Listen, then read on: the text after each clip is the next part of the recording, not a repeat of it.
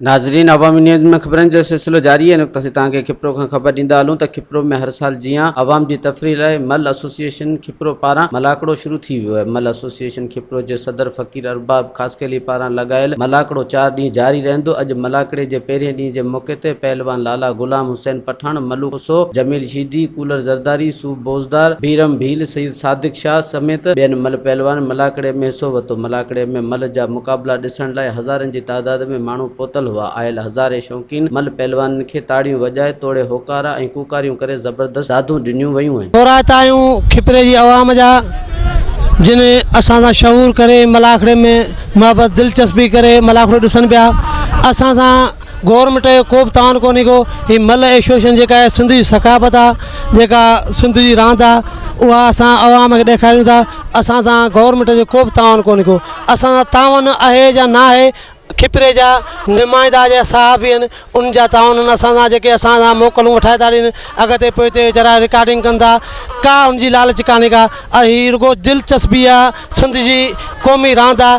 उन जे करे असां थोरा त सिंध जेके बि असांजे खिपरे जा साहबी आहिनि या नुमाइंदा उन्हनि जा, असां सां गवर्नमेंट जो को तान कोन्हे। हीअ ग़रीब जेके मारूड़ा आहिनि उहे 5 रुपया जा 10 रुपया 100 रुपया मल खे ॾींदा आहिनि। बाक़ी गवर्नमेंट जो को बि तान कोन्हे को। सरकार ॾाढी ढिंगी थी वई आहे ऐं सरकार जेका आहे असां अंग्रेज़नि जी रांदि ते ध्यानु ॾिनो आहे, सिंध जी रांदि ते को बि ध्यानु कोन ॾिनो आहे। असीं चवंदासीं सिंध जा मलाकड़ा हुअणु घुरिजनि। हीअ सिंध जी सकाफ़त आहे।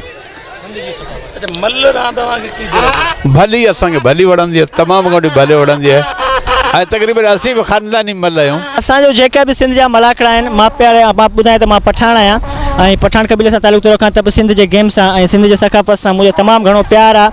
त उन प्यार जे करे मां सिंध जे सकाफ़त में लही पियुमि ऐं आवाम जो जेको ई असांजो मतिलबु रिस्पॉन्स मिले थी, आवाम जी तरफ़ां मिले थी, त सरकार जी तरफ़ां कोई बि रिस्पॉन्स कोन्हे। हींअर मां अफ़गानिस्तान बि मुक़ाबिलो करे आयुमि, त आवाम जे सहारे ऐं पंहिंजे ई सहारे गवर्नमेंट मतिलबु को बि असांखे नथो ॾिए, को तवजो नथो ॾिए असांखे। अच्छा, ही धक ॾींदा आहिनि मल में ऐं पोइ उन में तव्हांखे छा धक त लाज़मी आहे।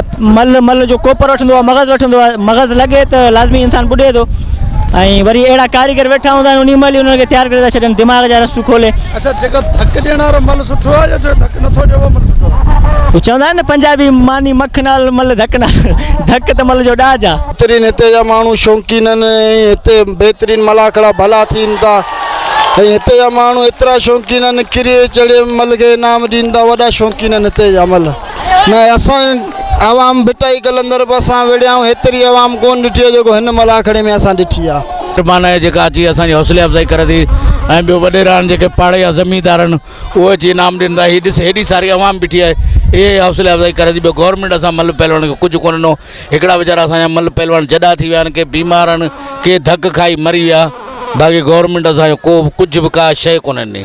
वधीक ख़बरनि ऐं तफ़सील लाइ विज़िट कयो अवामी news Facebook page, YouTube page ऐं अवामी न्यूज़ वेबसाइट।